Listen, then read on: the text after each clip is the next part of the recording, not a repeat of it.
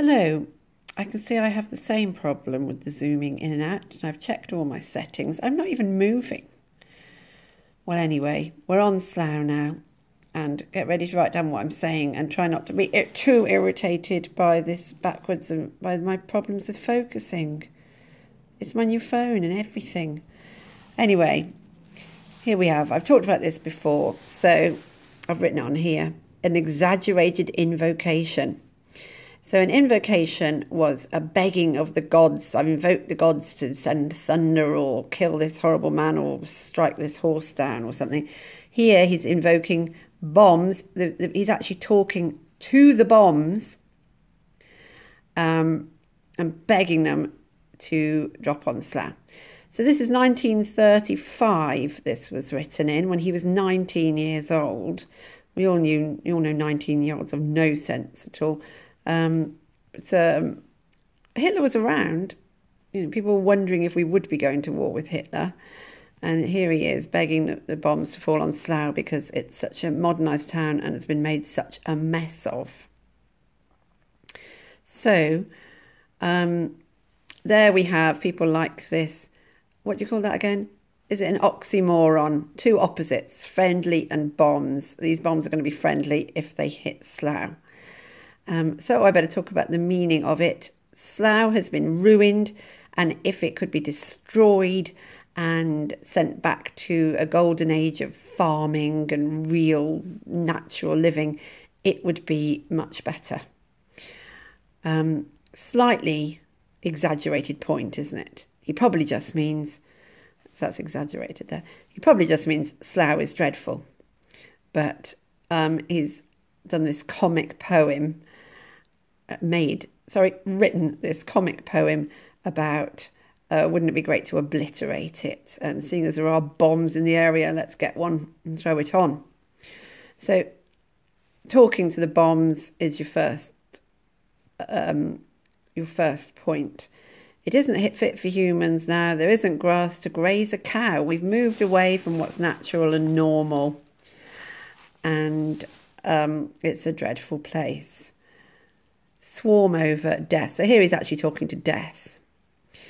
Would death swarm over with the aeroplanes going overhead? So these are things that are normally unfriendly, swarms of things and death and bombs, but they're actually going to do us a favour because that is how bad Slough is.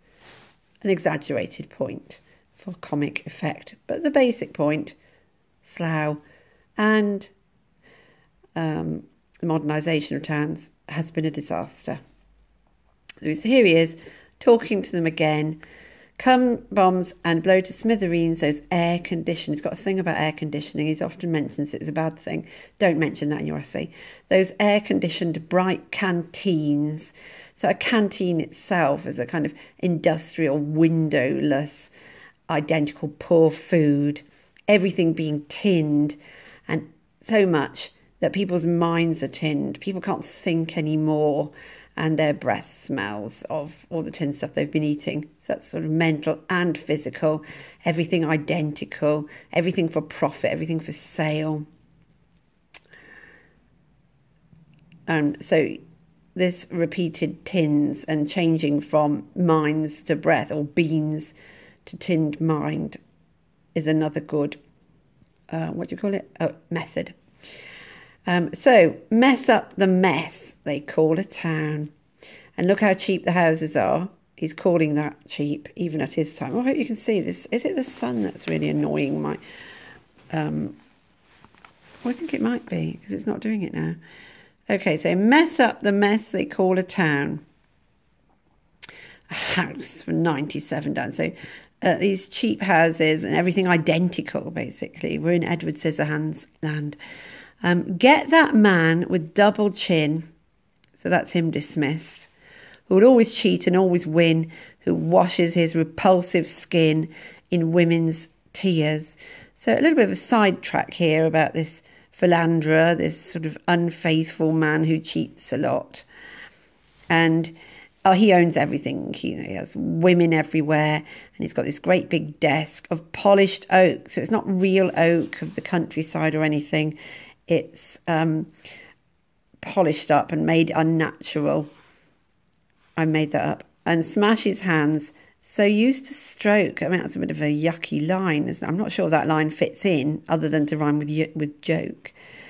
So his hands are presumably to having affairs. It's a bit naff, actually, isn't it? Stop his boring, dirty joke and make him yell. So he wants this guy to suffer. People like that, this stereotype of sort of fat, comfortable, repulsive, not caring about other people. He wants him to suffer. But he doesn't want everyone to suffer. Oh, and I don't know, this is too much of a challenge technologically. The sun's out. It's, there we go. Now you can't see again properly. Yes. So, but spare, so he's still talking to the bombs. Spare, I love this detail, they're bald, but that's poor them. Young clerks, they add up. All they do is add up his money. They don't make much money. The stinking cad is Jack the lad, kind of someone who makes money, Del Boy, that sort of thing. So him, all they do is add up his money. It's not their fault they're mad. They've tasted hell. So another quite comic metaphor there for how awful their lives are, and exaggerated, isn't it? I mean, that's just not hell. It's not their fault they don't know the birds' song from the radios. There we go, modern taken over.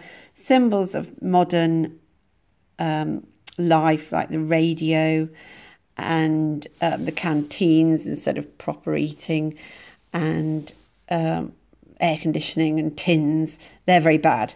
And we do want birds' songs and grazing cows, but they can't tell the difference. So a whole paragraph you can do on bird songs versus radio. You can imagine people laughing at this poem. It's not their fault. They often go to Maidenhead. I don't know what's wrong with Maidenhead. Talk of sports and makes of cars. So they're all the same as well. Everyone's the same. You've got this cad type. You've got these clerk types who don't know any better. And they daren't look up and see the stars. They just belch their gassy lager drink. So they're in not even proper Tudor bars. They're bogus. They're fake Tudor bars. And they all go and do the same thing and just look up how much money this stinking cad has made. And they can't even hear birdsong, and they can't even see the stars. But this is even worse over here. All the women are the same. In labour-saving homes. I mean, how awful not to have one's own mangle, but to have a spin dryer instead. So labour-saving is a kind of derogatory way of the tone is derogatory here. With care, their wives frizz out peroxide hair, so it's all synthetic. Even the air coming out of the hairdryer is synthetic, and it's all frizz and it's all bleached, and their nails are all false as well. It's just a picture of nylon, synthetic, modern, everything being identical. So therefore, back to the beginning, come on, bomb it out of existence. And it can go back to this beautiful past where there would be farmland and cows and cabbages. It's done as a joke, isn't it? The cabbages are coming.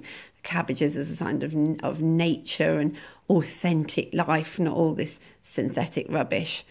And the earth exhales. The earth will be able to breathe, or is breathing now, at the idea of overcoming all that awful industrial lifestyle. So what techniques did I go on about now that I've said that? So you have to write them down. Get ready to write them now and put them on a list. Put them on a list here somewhere, unless you've written all over there. So it's an invocation. It's exaggeration. It's got... Oh, I didn't talk about the rhyme and the rhythm, did I? It's got pictures of stereotypes. It's contrasting the modern with the natural. It's a circle. It's going back to its original point. It's using symbols like cabbages, obviously quite a humorous symbol for the cabbages are coming instead of bombs. So that's quite a few, isn't it? And I talked all about down here word choice like bogus and labour saving. So I don't know how many that was a list of. I hope that's everything. Oh look, I found some more. I can't read a thing. Oh, there we go. There, I found a few more. Oh, I hope you've got that poem. I think I preferred it doing the first way.